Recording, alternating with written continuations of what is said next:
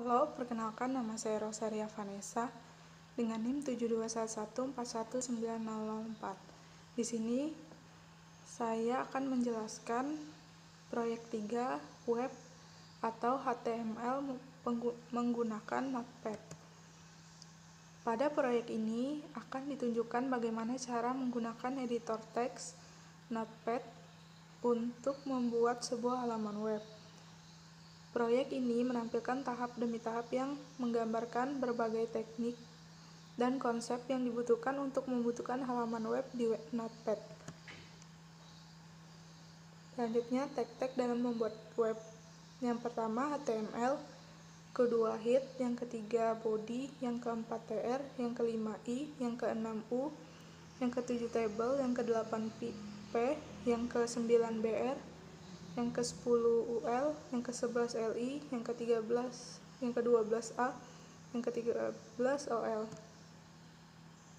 Bagian-bagian dari dokumen HTML. Dokumen HTML terdiri atas dua bagian, yaitu yang pertama bagian kepala. Bagian kepala memberikan informasi mengenai perangkat lunak browser atau penjelajah. Informasi pada bagian kepala mencakup judul halaman web. Yang kedua, bagian tubuh. Bagian tubuh memberitahu apa yang akan dilihat oleh pengguna di layar. Bagian tubuh berisikan bagian yang sebagian besar orang yang merupakan halaman web, gambar, tabel, daftar, dan link semua terletak di bagian tubuh. Selanjutnya, kelebihan dan kelemahan penggunaan Notepad. Kelemahan membuat halaman web dengan editor teks seperti Notepad adalah keharusan untuk mempelajari perintah-perintah HTML dan proses pembuatan kode. Keuntungan membuat kode HTML di Notepad yaitu kode yang dibuat efisien dan manajer dapat lebih memahami bagaimana halaman web bekerja. Selanjutnya, proyek yang keempat, formulir survei web atau HTML mahasiswa. Contoh-contoh ini adalah formulir yang mencatat evaluasi seorang siswa terhadap seorang pembicara, seperti yang ditunjukkan view P4.1. Teknik formulir halaman web. Yang pertama, teknik pertama adalah field text, atau misalnya field atau nama di mana pengguna mengetikkan sebaris data. Yang kedua, teknik kedua adalah tombol radio. Tombol ini digunakan ketika jawaban-jawaban yang memungkinkan saling melengkapi. Teknik ketiga adalah kotak cek. Serupa dengan tombol radio, teknik penggunaan dapat memilih satu atau lebih pilihan.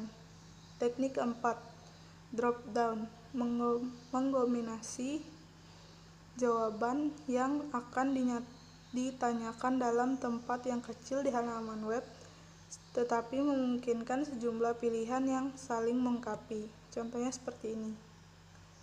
Selanjutnya, masing-masing teknik memiliki kelebihan.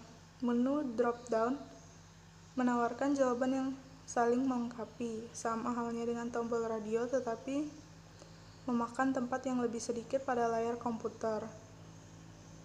Tombol radio dapat menampilkan semua pilihan kepada pengguna pada saat ditampilkan. Selanjutnya, area teks memungkinkan beberapa baris, sedangkan field text hanya memungkinkan satu baris saja. Selanjutnya, bagian-bagian formulir.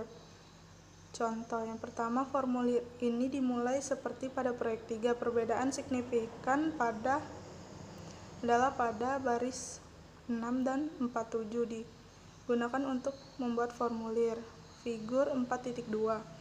Perintah body dan form memberitahukan browser web bahwa halaman web akan mencatat informasi dan pengguna.